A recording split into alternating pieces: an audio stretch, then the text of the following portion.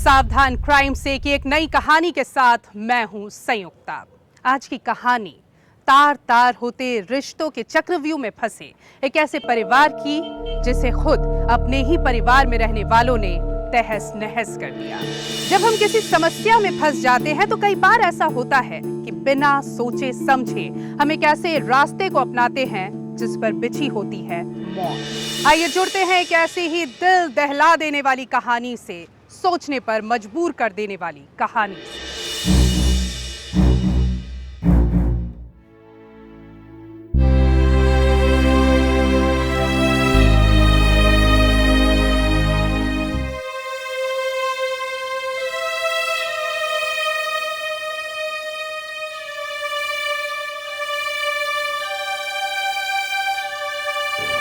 आप अंदर चलिए, मैं वहीं आपको देखती हूँ।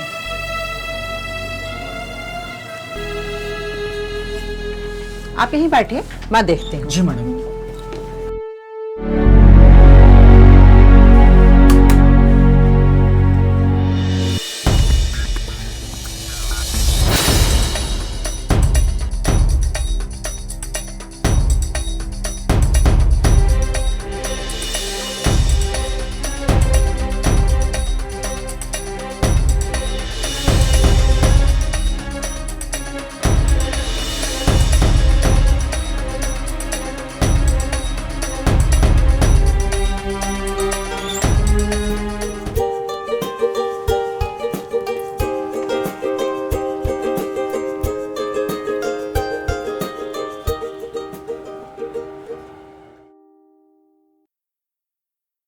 नहीं मनोज जी, आप जरा बैठिए, मुझे आपसे कुछ बात करनी है।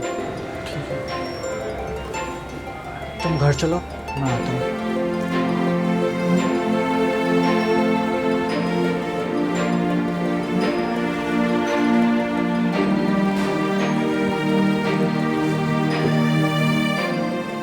देखिए मनोज जी, चूंकि आपसे मेरे पुराने रिलेशंस हैं, इसलिए मैं आपको बता देना चाहती हूँ कि इस तरह से बार बार अबॉर्शन कराना ये ठीक नहीं है। जी मैडम, मैं ध्यान रखूंगा। अरे आ गई बहू। जी माँ जी। संतोष का फोन आया था। मुझे आया था, मार्केट में शोर बहुत था इसलिए उठाया नहीं फोन। अरे तुमने नहीं उठाया इसलिए उसने मुझे किया। अच्छा, क्या कह रहे थे? कह रहा था कि मैं जल्दी आ जाऊंगा और तुमको पूछ रहा था, शायद तुमसे कुछ बात करनी है। जी माँ जी, मैं कर लूंगी फोन। बहू जरा चाय बना दे बेटा। जी माँ जी, अभी बनाती हूँ। ये मनोज भी ना अभी तक नहीं आया। जहां जाता है ना वह अपनी मंडी बना लेता है। आज ऑफिस की छुट्टी है, कम से कम घर में तो रहना चाहिए सबके साथ। अरे आ गया तू? हाँ माँ। बड़ी लंबी उम्र है तेरी, अभी तुझे ही याद कर रही थी। कहाँ चला गया था? ये नहीं कि आज छुट्टी है ऑफिस की तो घर में सबके साथ रहे। मार्केट गया था अम्मा, वहाँ एक दोस्त मिल गया तो देरी हो गई। देवर जी, चाय पियोगे? पियेंगे ना, बिल्कुल पियेंगे। मैं तो आपसे बोलने ही वाला था कि भाभी चाय पिलवा दो। अच्छा भाभी सुनो, मैं ना टेरेस पर हूँ, आप मुझे चाय वहीं ला देना। ठीक है देवर जी।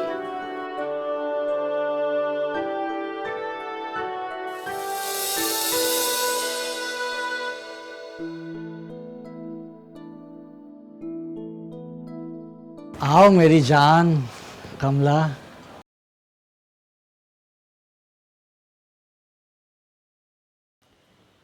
वाओ, एकदम तुम्हारी तरह मीठी है ये चाय।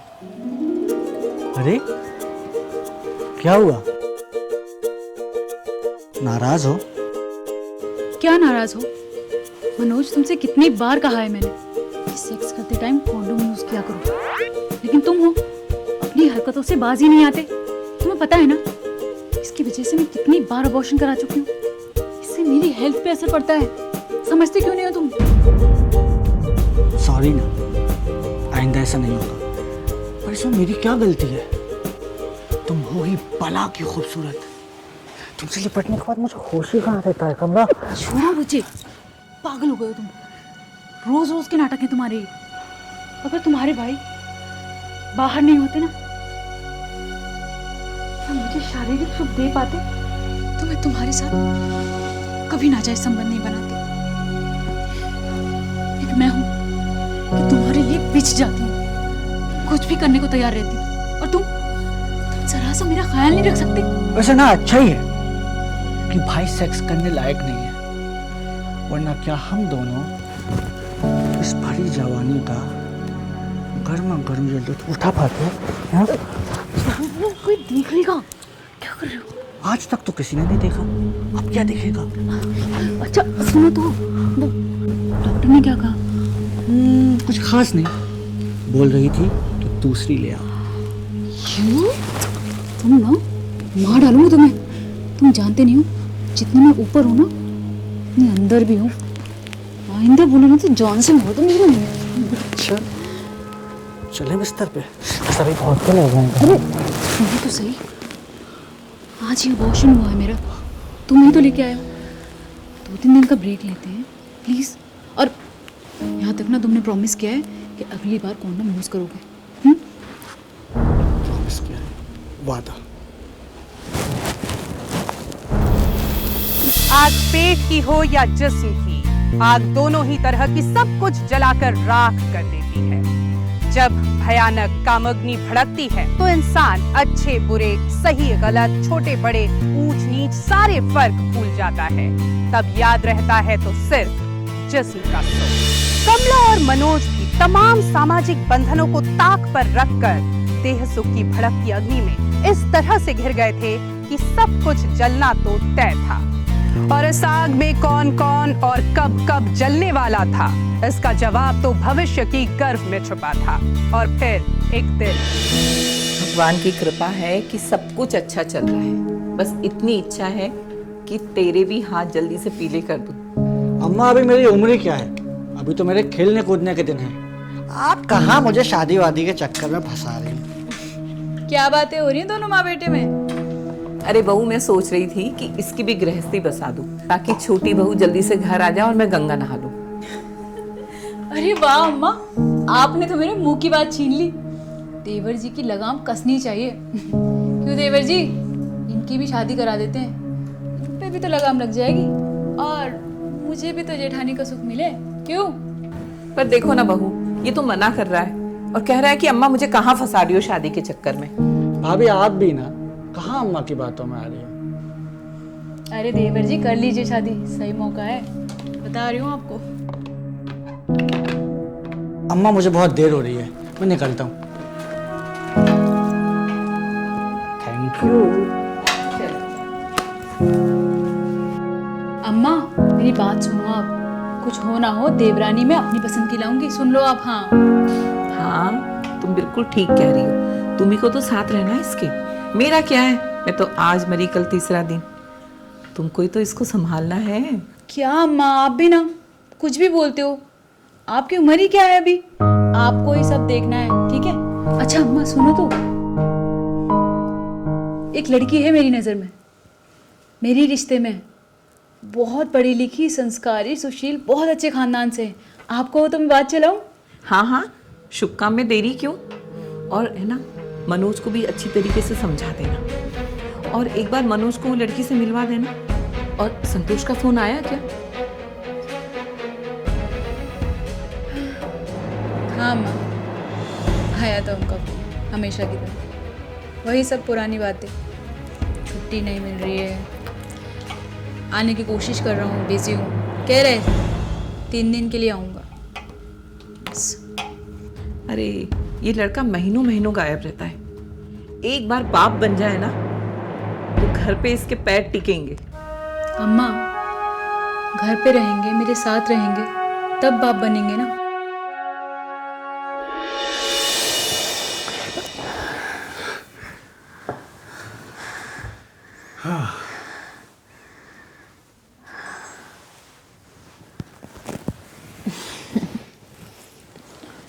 अच्छा सुनो ना, मैंने अपनी कजिन बबीता से तुम्हारे लिए रिश्ते की बात चलाई है। बहुत अच्छी लड़की है और तुम्हें पसंद भी आएगी और हमारी बात भी मानेगी। तुम देख लो अपने हिसाब से, मेरा क्या है, मुझे तो एक के साथ एक फ्री मिल गई है। Naughty you. अच्छा अब मस्ती बंद करो और सुनो मेरी बात ध्यान से। ये सब मैं इसलिए करवा रही हूँ ताकि हम पे कोई शक ना करे, समझे? और हमारा रिश्ता ऐसे ही चलता रहे। तुम मुझे ऐसे ही प्यार करते रहो। हमेशा। तो कमला ने बड़ी ही चालाकी से मनोज की शादी अपनी ही एक सौतेली बहन बबीता से करवा दी ताकि उसके नंगे खेल का पर्दाफाश ना हो सके और शराफत का नकाब ओढ़े वो अपनी जिस्मानी हसरतें पूरी कर सके। लेकिन सूरज हर किसी के सर पर नहीं होता। जिस मनोज को अब तक कमला अपनी जायदाद समझ रही थी और हर कभी अपनी बिस्तर पर खींच लाती थी, वो अब धीरे धीरे बबीता के सच्चे प्यार की ओर खिंचने लगा था। उसे समझ आ गया था कि उसके और कमला के बीच अब तक जो कुछ भी हुआ वो सिर्फ और सिर्फ हवस थी। वो अब कमला से पीछा छुड़ाना चाहता था और बबीता के साथ नए सिरे से एक खूबसूरत जिंदगी जीना चाहता था। ये लीजिए। अरे छोड़िए, कोई देख लेगा। देख ले तो देख ले, बीवी है मेरी। मेरे ना आज ऑफिस जाने का मन नहीं था। ऐसे रोज रोज छुट्टियां नहीं लेते। वैसे भी सैटरडे। जाइए ऑफिस, काम कीजिए।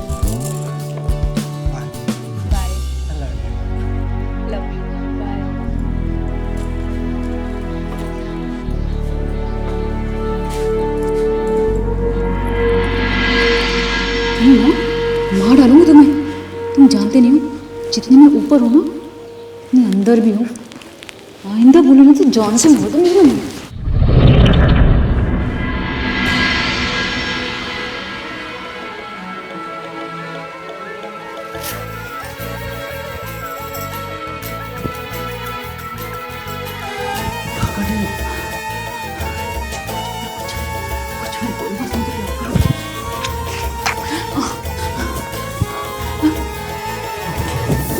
क्या कहा तुमने? चुप, बिल्कुल चुप। भाभी मैं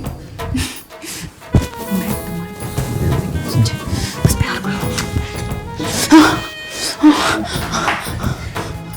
भाभी जो कुछ भी हुआ वो सब गलत था। मैं ये पाप नहीं कर सकता। और मेरा छोड़ो, बबीता का सोचो। उसे हमारे इस नाजायज रिश्ते के बारे में पता चलेगा तो वो क्या सोचेगी? भाभी नाजायज रिश्ता? हाँ, इतनी जल्दी तो क्रिकेट भी रंग नहीं बदलता जितनी जल्दी तुमने रंग बदला मेरी जान। हाँ, जिस तरह से करती हूँ वैसा वैसा करो, समझे? और सुनो ना, इधर देखो ना, मैं तुम्हें बबीता से रिश्ता बनाने को कहाँ मना कर रही हूँ? हाँ, लेकिन तुम प्लीज मुझे प्यार करो प्लीज। देखो बस तुम मेरे साथ रहो और सुनो मेरी बात। तुमने मेरी बात नहीं मानी ना, जानती हूँ मेरे साथ क्यों क्यों कर सकती हूँ, समझे तुम? जैसा बोलते हो वैसा समझो।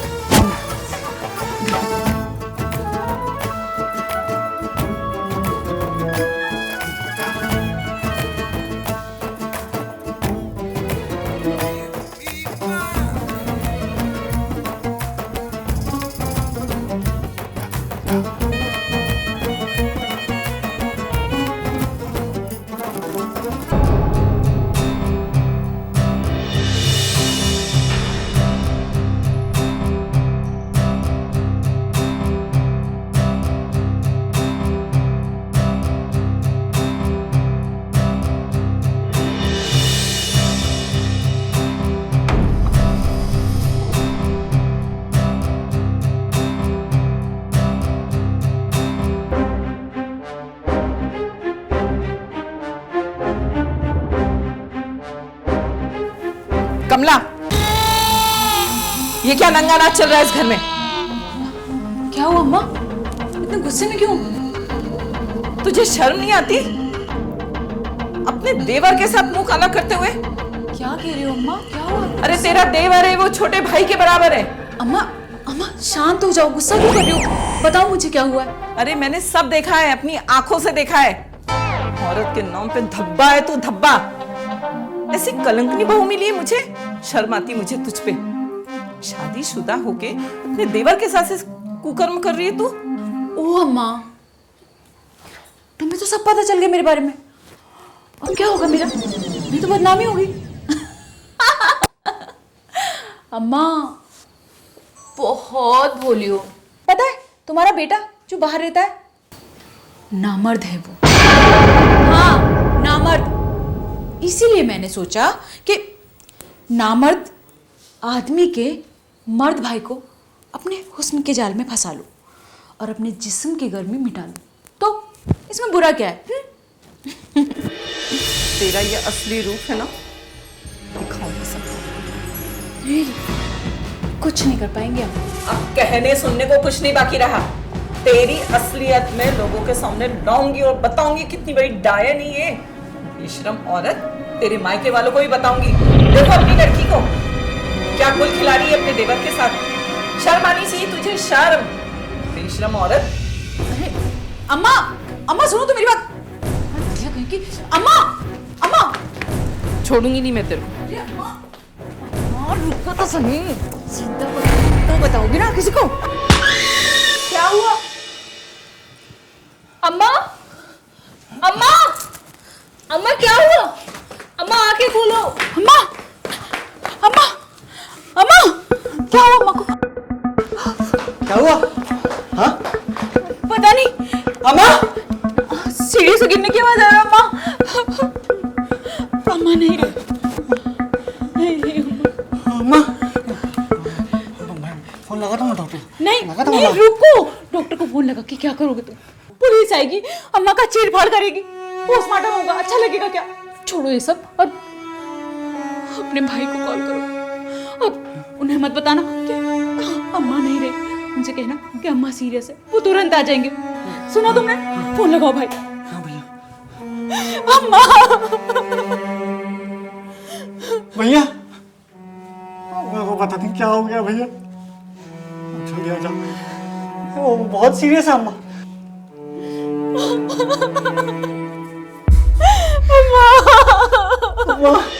संतोष और मनोज की मां के मौत के साथ ही अंत का प्रारंभ हो चुका था। कमला किसी भी कीमत पर मनोज को खुद से दूर नहीं कर सकती थी और इसके लिए उसने अपनी पहली बलि चढ़ा दी थी, लेकिन वो समय की अगली चाल से अनजान थी। वैसे भी कोई भी गुनाह लाख कोशिशों के बावजूद छुपने की ताकत नहीं रखता, उसे एक ना एक दिन सबके सामने आना ही होता है। मां के दाह संस्कार के बाद आज संतोष टूटे दिल से वापस लौट रहा था।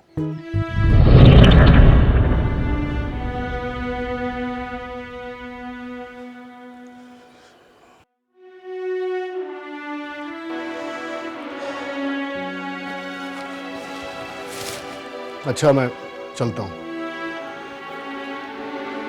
कभी सोचा नहीं था कि माँ के आशीर्वाद के बिना वापस जाना होगा। खैर, अब किस्मत में जो लिखा है वो तो होकर ही रहेगा। कमला, तुम अपना ध्यान रखना और इनका भी बहुत ख्याल रखना। मैं कोशिश करूंगा जल्दी ट्रांसफर कराकर वापस आने की। ठीक है, मैं चलता हूँ। भैया मैं आपको छोड़ देता हूँ।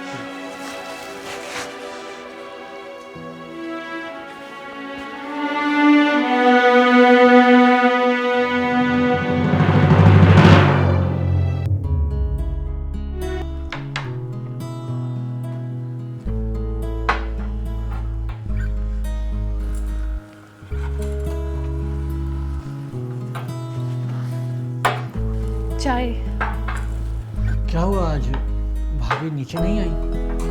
नहीं, अभी तक तो नहीं आई। जरा जाकर देखो ना, कहीं उनकी तबीयत वगैरह तो खराब नहीं हो गई। अच्छा, देखती हूँ।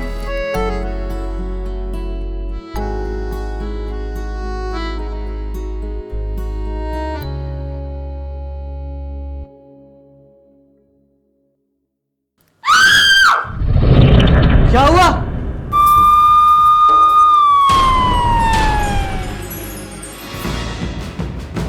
राजन,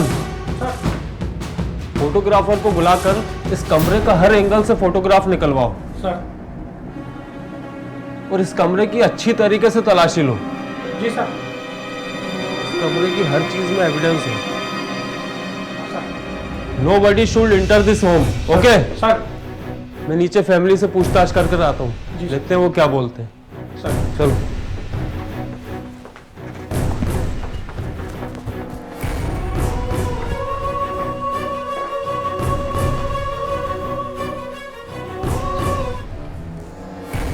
तो सबसे पहले आपने देखा था डेड बॉडी को? नो सर, मेरी वाइफ ने। आज सुबह जब भाभी नाश्ता करने के लिए नीचे नहीं आई तो मैंने इसे उन्हें देखने के लिए भेजा। इसने चीखा तो मैं भागकर ऊपर गया और ऊपर जाकर देखता हूँ सर कि भाभी फांसी पर लटकी हुई है सर। मुझे तो कुछ समझ ही नहीं आया सर, क्या हुआ, कैसे हुआ, कुछ पता नहीं चला सर। और आप कौन है? सर मैं कमला का पति संतोष। सर मैं सीहोर में सेल्स मैनेजर हूँ सर। सर मेरे ब्रदर का मुझे फोन आया था कि भैया मेरे को पता नहीं क्या हो गया भैया, आप जल्दी आ जाओ। मैं तुरंत ही घर आ गया सर। अच्छा, तो आप बाहर रहते हैं? जी सर। आप लोग अपना अपना स्टेटमेंट दर्ज करवा दीजिए। और हाँ, जब तक तहकीकात चल रही है पुलिस की, तो पुलिस को बगैर बताए कहीं बाहर नहीं जाइए। आखिर ऐसा क्या हुआ जो कमला इतनी चालाक थी, जो सबको अपनी उंगलियों पे नचाती थी, उस कमला ने खुदकुशी कर ली या किसी ने उसे मार डाला? ये कौन हो सकता है? पुलिस इस उधेड़बुन में लगी हुई थी, वो तमाम सबूतों को इकट्ठा करने में लगी हुई थी। अब देखना ये है कि कमला मर्डर केस किस करवट बैठ गया। Hello, control room. हाँ, मुझे उन तीनों की कॉल रिकॉर्डिंग तो मिल गई है। तुम एक काम करो, उनके घर जाओ, एक बार फिर तलाशी लो, उनके माँ का मोबाइल ज़रूर ढूंढ के लाओ, वो बहुत ज़रूरी है।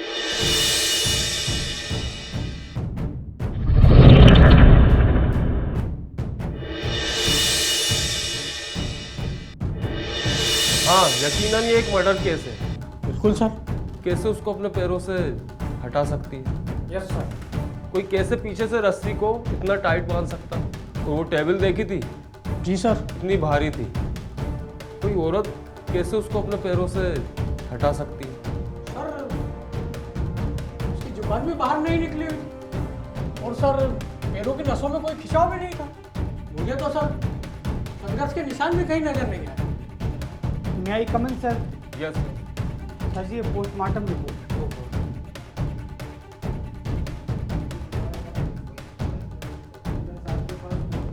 It's murder case. Sir, may I come in, sir? Sir ji, mobile मिला था उसी जगह से।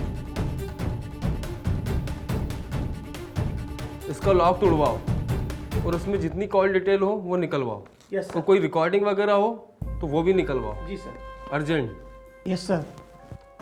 जल्दी।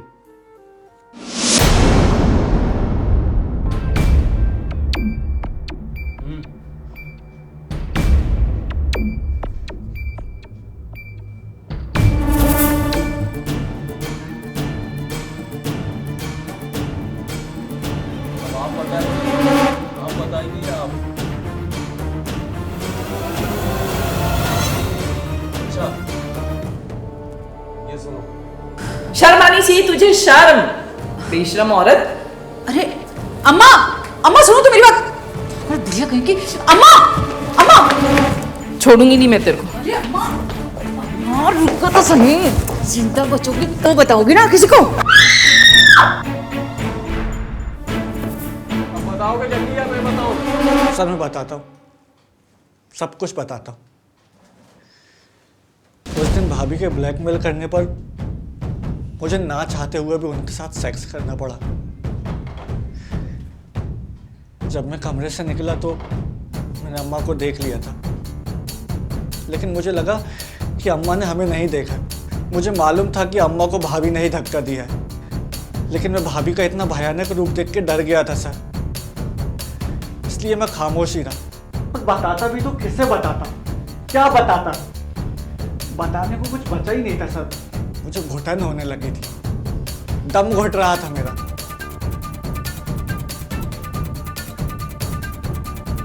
भैया मुझे माफ कर दो भैया, मुझसे बहुत बड़ी गलती हो गई। मैं आपको कुछ बताना चाहता हूँ भैया। मनोज, मुझे पता है कि तुम्हारे और कमला के बीच में अवध संबंध है। जब मैंने उस दिन माँ को फोन किया था, माँ का फोन चालू रह गया, तो मैंने सारी बातें सुन ली उनसे। मुझे पता है कि उस कमीनी ने हमारी माँ का कत्ल किया है। उसको सेक्स की ऐसी लत लगी हुई है मनोज की वो खाने के बिना जीवित रह सकती है, सेक्स के बिना नहीं। तो फिर क्या करें भैया? सुनो मनोज, जब जानवर पागल हो जाता है तो उसे मार देना चाहिए।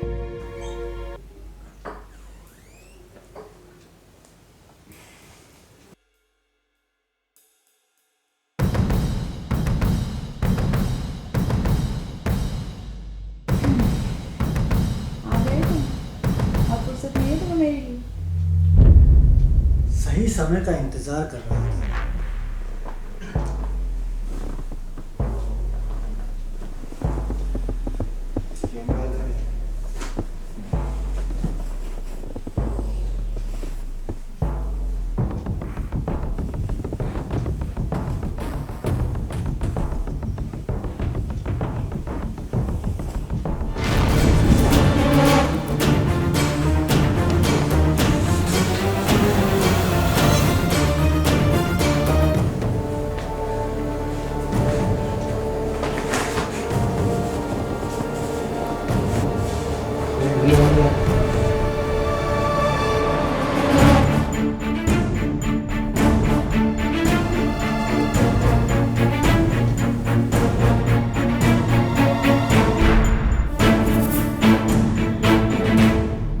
अपराधी कितना चालाक क्यों ना हो, लेकिन कोई ना कोई सबूत जरूर छोड़ता है, और इस हत्या में सबूत छोड़ा इस मोबाइल ने।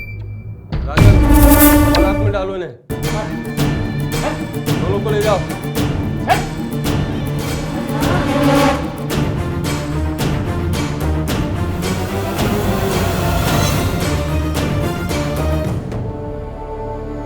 गुनाह गुनाह ही होता है। एक गुनाह न जाने कितने गुनाहों को जन्म देता है। लेकिन गुनाह पर कुछ वक्त के लिए तो पर्दा डाला जा सकता है, हमेशा के लिए नहीं। कभी न कभी गुनाह पर से राज फाश हो ही जाता है, जैसा कमला के केस में हुआ। जिंदगी है तो समस्याएं भी होंगी, लेकिन इन समस्याओं का हल गलत रास्तों पर चलकर नहीं मिल सकता। अगर अपराधी कौन है ये हम ही फैसला कर लेंगे तो फिर ये दुनिया तो जंगली बर्बर जानवरों का जंगल बन जाएगा। हमारे देश में ठोस और सक्षम न्याय व्यवस्था है, कानून व्यवस्था है, जिसके पास हर समस्या का हल है। कुछ भी करने से पहले आप भी जरूर सोचिए, कहीं जो आप कर रहे हैं वो आपको जुर्म के दलदल में न फंसाए। सावधान क्राइम से आज इतना ही, इजाजत दीजिए। जय हिंद।